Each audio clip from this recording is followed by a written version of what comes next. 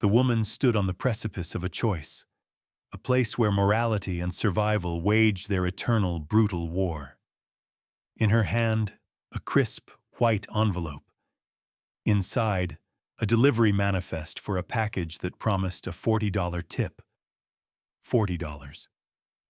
To some, it was the price of a casual lunch, a forgotten line item on a credit card statement.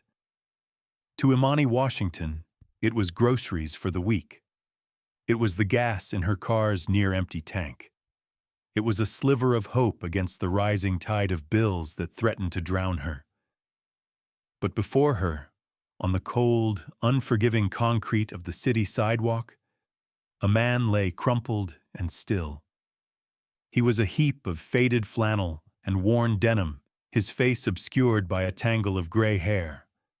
People flowed around him like a river parting around a stone, their faces a mixture of disinterest, disgust, and fear. A man in a tailored suit sneered as he passed. "Don't touch him. You'll catch something." A woman pulled her child closer, whispering about drunks and the dangers of the street. Imani's phone buzzed in her pocket, a cruel reminder. 5 minutes left on the delivery window.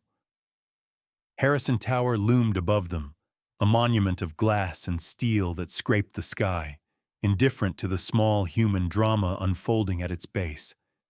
Inside that tower was her $40, her groceries, her gas money. But what she didn't know, what no one in that bustling, careless crowd could possibly imagine, was that the choice she was about to make would not just define her day, but would shatter the very foundations of that towering building and the powerful men within it. Let me take you back to the morning before, a morning that began like any other, in the quiet desperation of a life lived on the edge. The sun had not yet bothered to climb over the squat, brick apartment buildings of her neighborhood. A pale, grayish light filtered through the thin curtains of Imani Washington's small apartment, illuminating the dust motes dancing in the still air. She was already awake. Sleep was a luxury she couldn't often afford. Worry was a relentless alarm clock. She sat at her small, wobbly kitchen table, a stack of envelopes before her. They were not friendly letters. They were demands. One was from the landlord, its red lettering a shout on the page. Final notice. Another was from the electric company, threatening a darkness she already felt in her soul. A third was a medical bill for her younger sister, Nia, a lingering ghost from a simple case of the flu that had required a trip to the emergency room. Imani stared at the numbers, her stomach twisting into a familiar, tight knot. She was tired. She was hungry. She was alone. Her parents were gone, taken by a car accident 2 years prior, leaving Imani at just 22 as the sole guardian of her 14-year-old sister. She had dropped out of community college, trading her dreams of becoming a social worker for the harsh reality of gig work. Food delivery, grocery shopping, package courier, anything to keep their small boat from sinking. She traced the worn grain of the wooden table, a table her father had built. It was one of the few solid things left in her life. Her gaze drifted to a framed photo on the wall.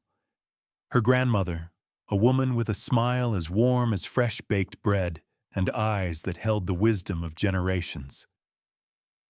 "Integrity is what you do when no one is watching, baby girl," her grandmother used to say, her voice a low, comforting hum. "It's the only currency that never loses its value." Imani sighed, the sound lost in the quiet of the pre-dawn apartment. What was integrity worth when the rent was due? What was its exchange rate for a gallon of milk? She pushed the bills aside and stood up, her joints aching with a weariness that went far beyond her years. She opened the refrigerator. The little light flickered on to reveal a landscape of scarcity. A half-empty carton of eggs, a single, slightly wrinkled apple, a jar of mustard, and a small, lopsided cupcake she had bought the day before from the discount rack at the bakery. It was Nia's 15th birthday. This pathetic little cupcake was all she could offer. A wave of shame and failure washed over her, hot and suffocating. Nia deserved so much more. She deserved a party, and presents wrapped in shiny paper, and a life free from the constant shadow of poverty. Imani closed the refrigerator door gently, as if a loud noise might shatter the fragile peace of the morning. She took a deep breath, pushing the despair down. She had to work. She had to fight. For Naya. She found her work shoes by the door. The soles were worn thin, a hole forming near the toe of the right one. She had tried to patch it with duct tape, but the city streets had chewed through it. Every puddle was a personal affront. Every cold day, a torment for her feet. She slipped them on, ignoring the familiar discomfort. On a small shelf by the door sat a clay jar, painted with cheerful but clumsy flowers by a younger Naya. It was their kindness jar, a tradition started by their mother. Whenever they had a little extra, even just a few coins, they would put it in the jar. When it was full, they would give it to someone who needed it more. The jar had been empty for months. Imani reached into her pocket and pulled out her entire net worth, a crumpled $5 bill and 3 quarters. She stared at the money, her lifeline. Then, with a resolve that defied all logic, she unfolded the bill, smoothed it out, and slipped it into the kindness jar. It was an act of faith, a desperate prayer to a universe she hoped was listening. A whisper of her grandmother's voice in her ear. She left the quarters in her pocket. Coffee was a dream, but maybe she could afford a bottle of water later. Her car, a 20-year-old sedan with a constellation of rust spots and a persistent cough, groaned to life on the 3rd try. The check engine light glowed with cheerful malevolence on the dashboard. Imani had named it Hope, mostly as a joke. She navigated the waking city, the delivery app on her phone already pinging with low-paying offers she had to decline. She needed a big one, a unicorn, just one good trip to turn the tide. For hours, she drove. She delivered lukewarm coffee and greasy breakfast sandwiches. She hauled bags of groceries up flights of stairs for people who never looked her in the eye. Each delivery chipped away at her spirit, the small earnings barely covering the cost of the gas she was burning. The city was a blur of traffic and indifference. She felt invisible, a ghost in a machine designed to serve the whims of others. By midday, her earnings stood at a paltry $27.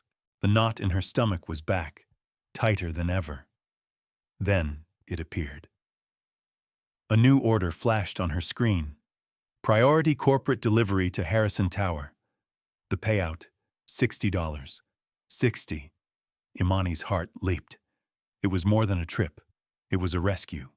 She accepted it instantly, a surge of adrenaline sharpening her focus.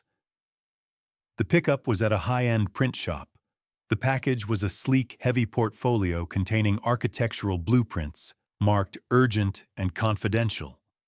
The destination was the penthouse suite of Harrison Tower, the gleaming behemoth that dominated the city's skyline. "You have 30 minutes," the clerk at the print shop said, his tone bored and dismissive. "They're very particular." Imani nodded, her mind already calculating the route, the traffic, the parking. She could do this. She had to do this. The drive downtown was a nerve-wracking battle against the clock. Every red light felt like a personal insult. Every slow driver a saboteur.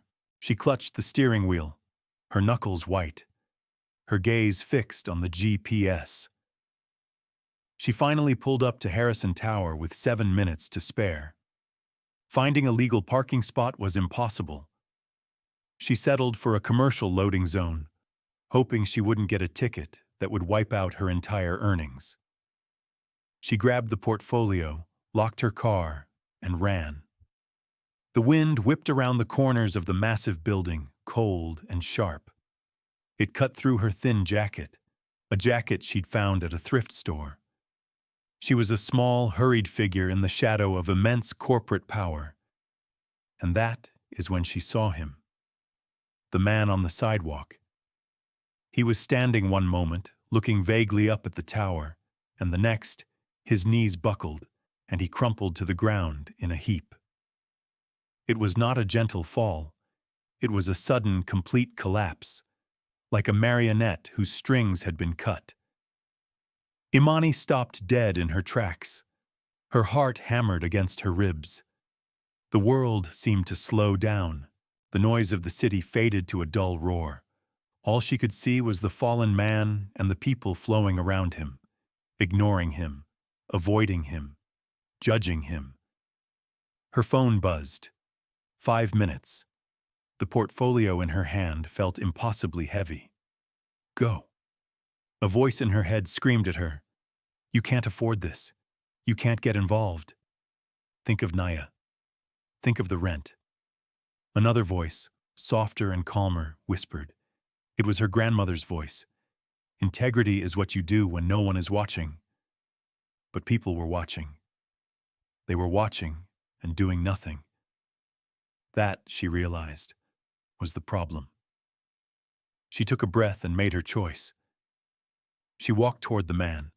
She knelt on the cold pavement, ignoring the stares and the murmurs. Sir, she said, her voice gentle. Sir, can you hear me? There was no response. She checked for a pulse, her fingers trembling as she pressed them against his neck. It was there, faint and thready, but there. She pulled out her phone.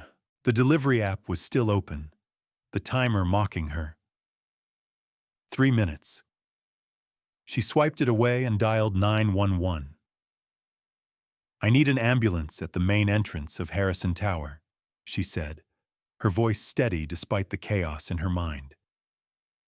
An elderly man has collapsed. He's unconscious, but breathing. She gave the dispatcher the details, her training from a long-forgotten high school health class kicking in. After the call, she took off her own thin jacket and draped it over the man. It wasn't much, but it was all she had.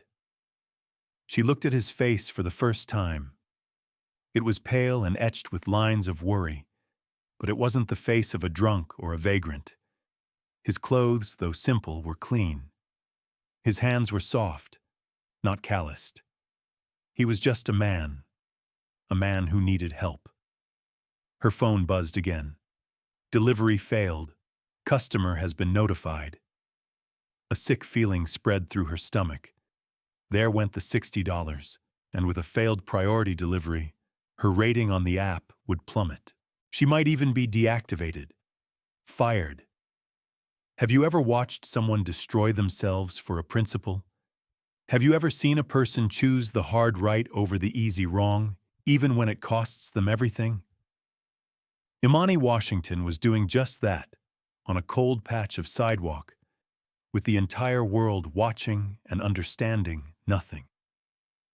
That's when the polished glass doors of Harrison Tower slid open with a pneumatic hiss. A man emerged, and he was the very picture of power and privilege. He wore a charcoal gray suit that probably cost more than Imani's car. His shoes were polished to a mirror shine. His silver hair was perfectly coiffed. His face, however, was a mask of thunderous rage. This was Mr. Sterling. He was the chief operating officer of Harrison Global, and he viewed the pristine entrance of his building as an extension of his own ego, and Imani was currently defiling it. What is the meaning of this? He boomed, his voice echoing in the concrete canyon. He didn't look at the collapsed man. He looked at Imani. He looked at her worn shoes, her cheap jeans, her delivery company t-shirt, and in that single, sweeping glance, He saw everything he needed to know. He saw not a person, but a problem. "I called an ambulance," Imani said, her voice small against his bluster. This man collapsed. Sterling scoffed, a sound of pure, unadulterated contempt. "An ambulance? For this vagrant?" he sneered. "He's probably drunk or high. You're creating a scene. This is the entrance to a multi-billion-dollar corporation, not a homeless shelter." He turned to the two security guards who had followed him out. "Get this trash off our property. Both of them." The guards, large men in crisp uniforms, hesitated. "Sir, she said she called an ambulance," one of them murmured. Sterling's eyes flashed with fury. "I don't care what she said. I gave you an order. Remove them. Now." Imani stood her ground, placing herself protectively between the guards and the unconscious man. "You can't move him," she said, her voice gaining strength. "He could be injured. You have to wait for the paramedics." Sterling took a step closer, his shadow falling over her. He was a tall man, and he used his height to intimidate. "And who are you to tell me what to do?" he spat. "You're a delivery driver, a nobody. Your only job is to drop off packages and disappear. Silently."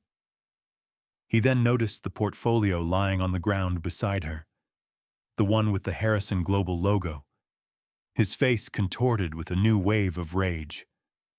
"Is that the priority delivery for the penthouse? The blueprints?" "Yes, but—" Imani began. "Fia, you failed," he cut her off. "You incompetent little girl. You had one simple job, and you couldn't even do that, because you were too busy playing social worker for some bum on the street." He reached into his pocket, pulled out a thick money clip, and peeled off two $20 bills. He crumpled them in his fist and threw them at her feet. "Here," he said, his voice dripping with venom. "For your trouble. A tip for being a terrible employee and a public nuisance." The bills landed near the hole in her shoe. $40, the exact amount she had lost. It was a calculated cruelty, designed to humiliate, to break her. A small crowd had gathered now, drawn by the shouting. Phones were out, recording. Faces in the crowd were a mixture of shock, amusement, and cold indifference. No one stepped forward. No one said a word in her defense. Imani felt a hot flush of shame creep up her neck. Her eyes burned with tears she refused to let fall. She was being publicly stripped of her dignity, and all she had done was try to help. "I don't want your money," she said, her voice trembling but firm. "Oh, you don't?" Sterling laughed, a harsh, ugly sound. "Of course you do. People like you always want money. It's all you understand." He pointed a finger at her. "You're fired. I don't know what third-rate company you work for, but I will find out, and I will personally call your supervisor. I will see to it that you never work as a courier in this city again. I will ruin you." The threat hung in the air, heavy and suffocating. Imani felt the ground shift beneath her. He could do it. A man like him, with his power and his connections, could crush a person like her without a second thought. It was in that moment, at her absolute lowest point, with the laughter of the crowd ringing in her ears and the cold, hard face of injustice staring her down, that the distant wail of a siren grew louder. Help was coming. But for whom? The ambulance pulled up to the curb with a screech of tires. Two paramedics jumped out, their movements efficient and practiced. They took one look at the scene and immediately focused on the man on the ground. Sterling tried to wave them away. "It's nothing, just a drunk. We have it under control." The lead paramedic, A woman with a no-nonsense expression completely ignored him. "Ma'am," she said, looking directly at Imani. "What happened?" "He just collapsed," Imani explained quickly. "He's been unconscious for about 5 minutes. He has a pulse." As the paramedics worked, opening their kits, checking vitals, a sleek black town car glided to a silent stop behind the ambulance. The back door opened, and a man in a perfectly tailored suit stepped out. He was younger than Sterling, with a sharp, intelligent face and an air of quiet authority. He moved with a sense of urgency that immediately commanded attention. He scanned the scene, his eyes landing on the paramedics, and then on the face of the man they were treating. His professional composure shattered. A look of pure panic crossed his features. "Mr. Harrison!" he cried out, rushing forward. "Oh my God, Mr. Harrison!" The name dropped into the charged atmosphere like a bomb.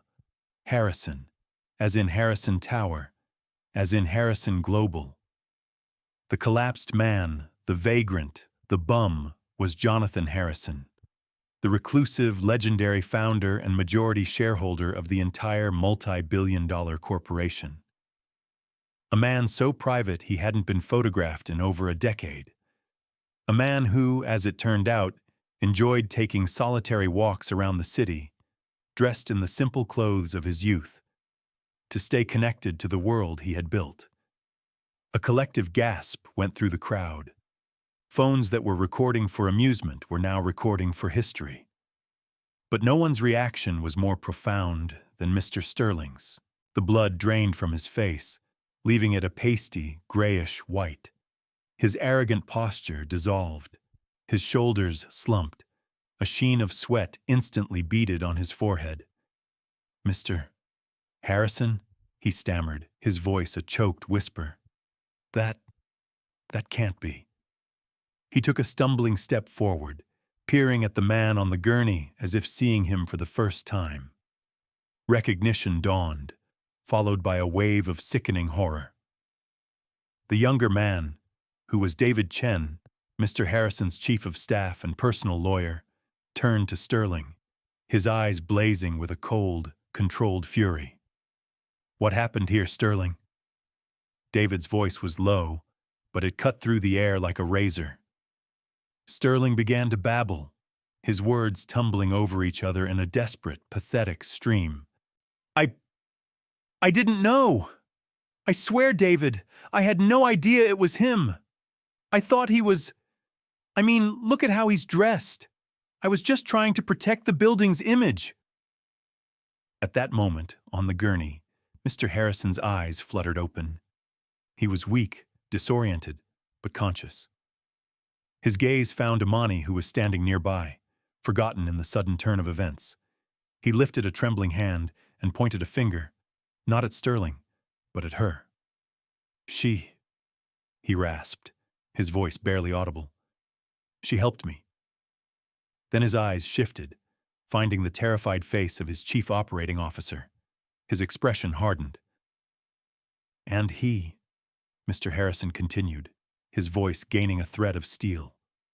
"He wanted to leave me on the street to die. He called me trash."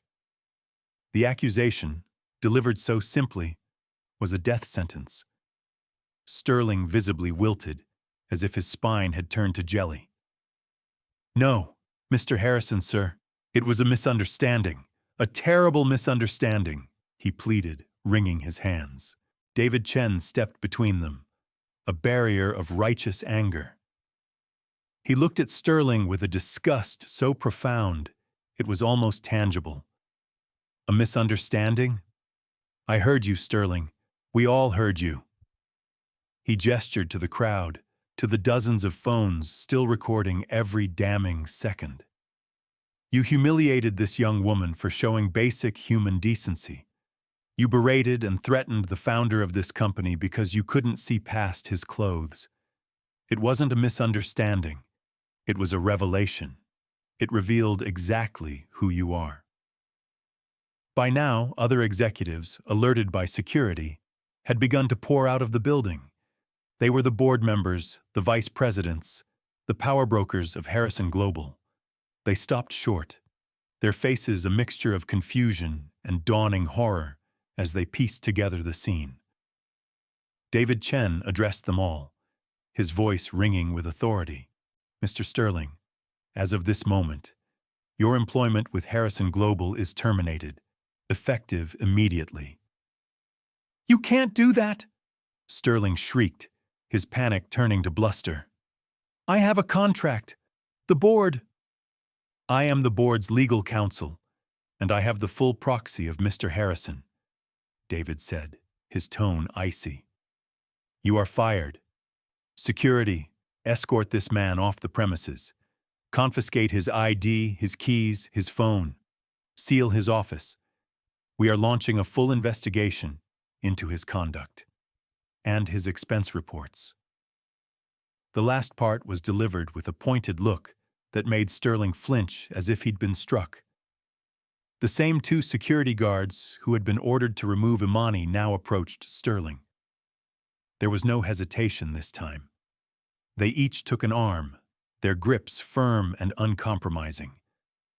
"This is insane," Sterling yelled, struggling futilely. "You're making a mistake. I built this company." "No." A weak voice cut through his tirade. It was Mr. Harrison, pushing himself up on the gurney. "I built this company," he said, locking eyes with his disgraced executive. "I built it on a foundation of integrity and respect, values you clearly know nothing about. Get him out of my sight." As the guards dragged the sputtering, protesting Sterling away, the paramedics began loading Mr. Harrison into the ambulance. "Wait," the old man said. He looked at Imani, his eyes filled with a deep, profound gratitude. "Young lady," he said, "what is your name?" "Imani," she replied, her voice barely a whisper. "Imani Washington." "Imani," he repeated, savoring the name. "Thank you. You saved my life." He then looked at David Chen. "David, make sure Ms. Washington is taken care of. See to it that she wants for nothing." David nodded. "Of course, sir." As the ambulance doors closed, Mr. Harrison had one last request. He asked Imani to speak, to the crowd, to his executives, to the world that was watching through 100 tiny lenses. Imani froze. All eyes were on her. The same people who had laughed at her, who had recorded her humiliation, were now looking at her with a mixture of awe and shame.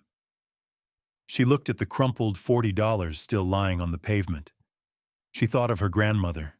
She found her voice. It wasn't loud. It wasn't angry. It was quiet, clear, and filled with a dignity that could not be bought or sold. "I didn't do anything special," she began. "I just saw someone who needed help. That's all." She looked around at the faces in the crowd, at the expensive suits of the executives. "My grandmother taught me that you can't judge a person's worth by the clothes they wear or the money they have. You judge them by their character, by their kindness." She paused, letting the words sink in. "Everyone deserves to be treated with respect. Everyone deserves help when they fall. It shouldn't matter if their name is on the building or if they have no name at all." She finished, her heart pounding.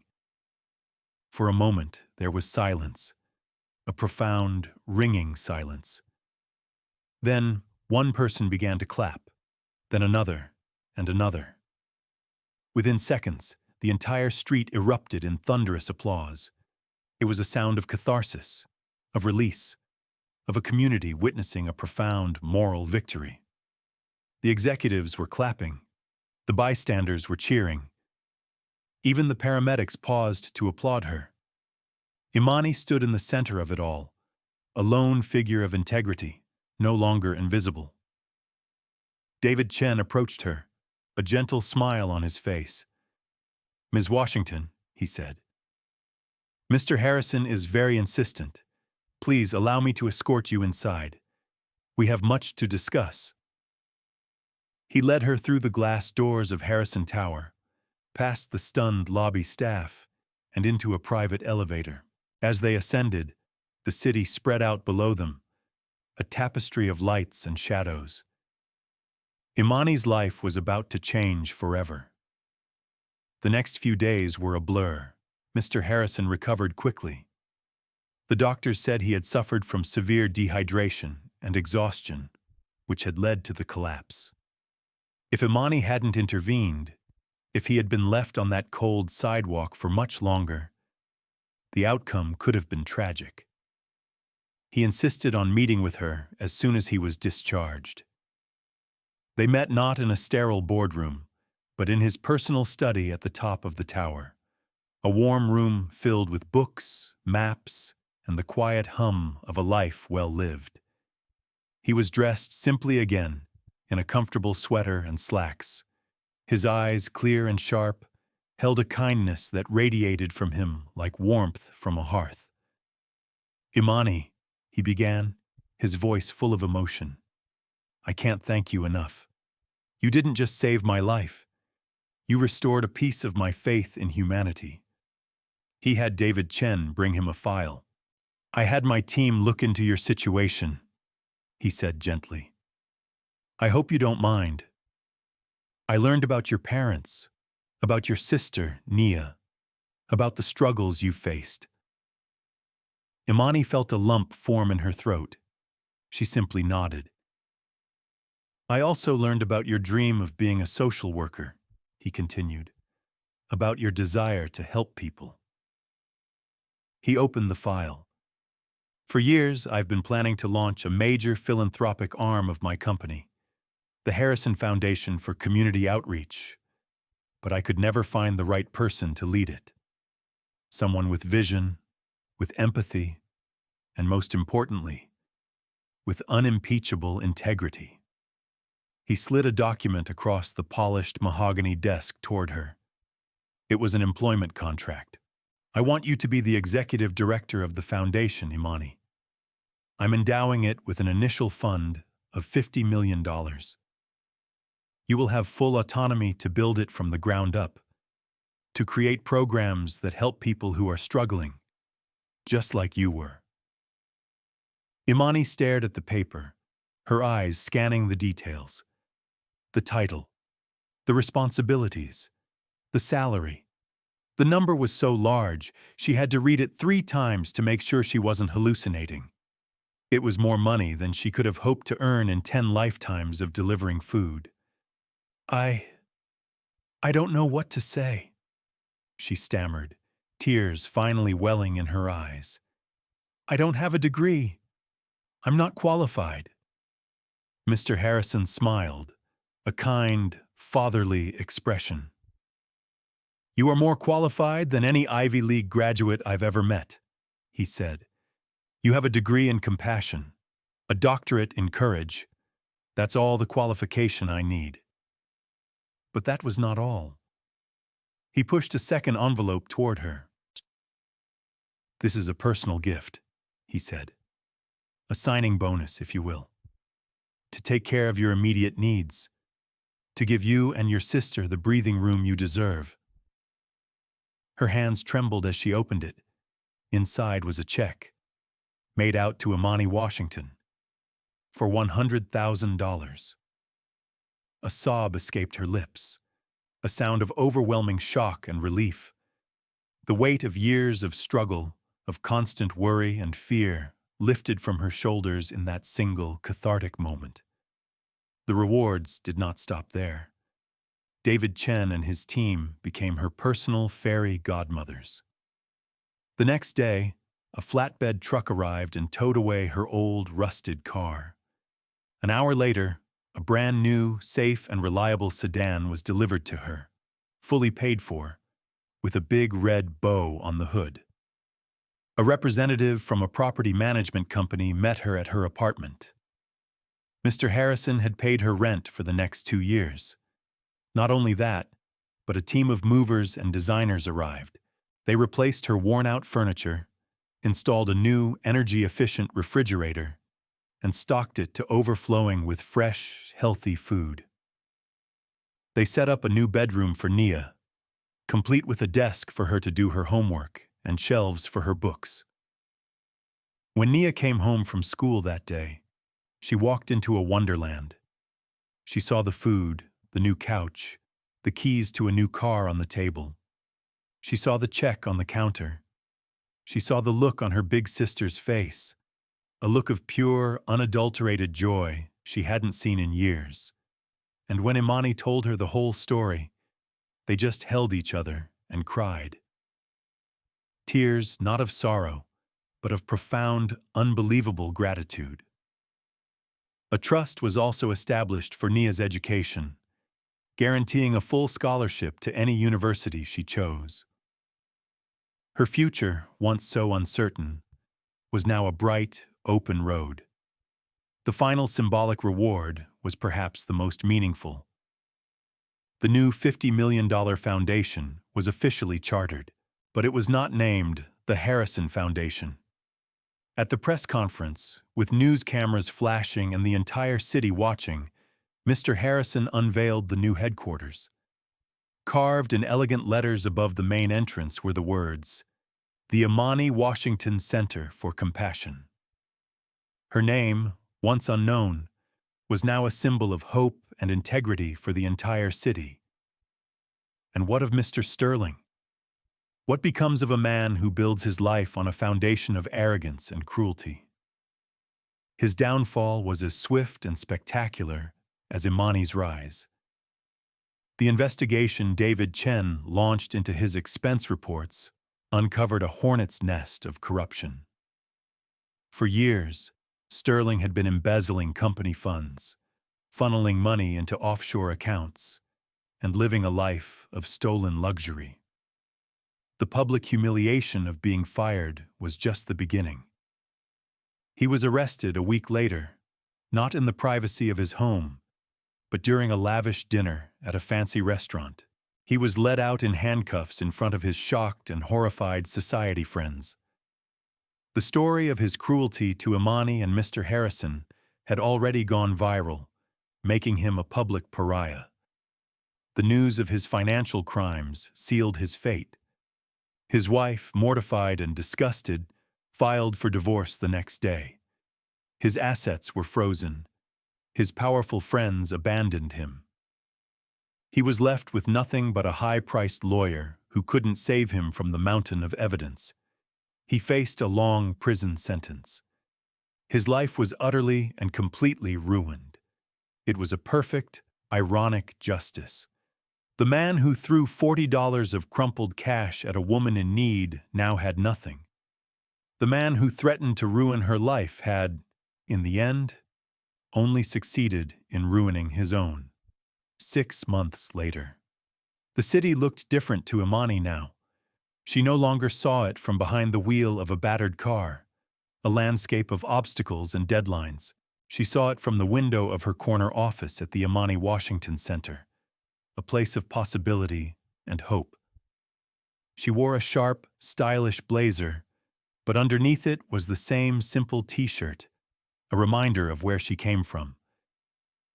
She was leading a meeting, her voice confident and clear. Around the table were community leaders, activists, and her new, dedicated staff.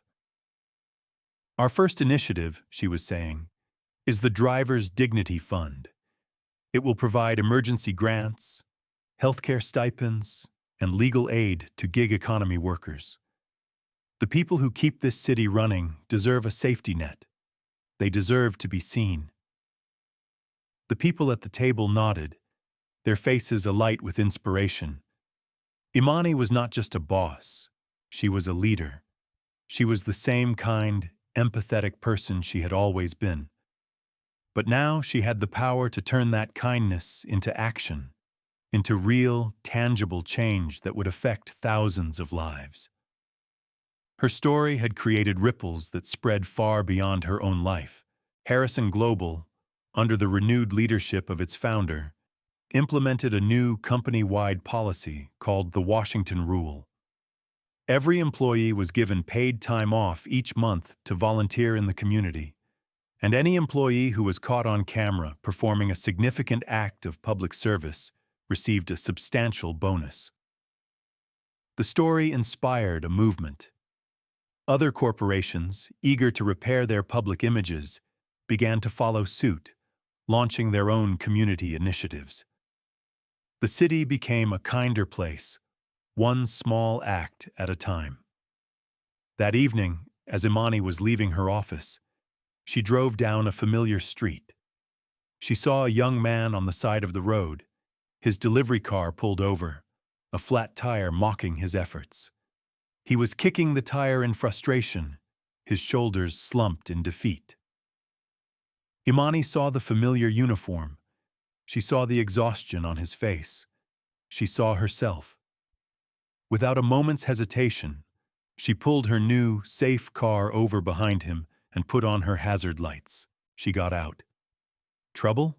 she asked, her voice gentle. The young man looked up, surprised.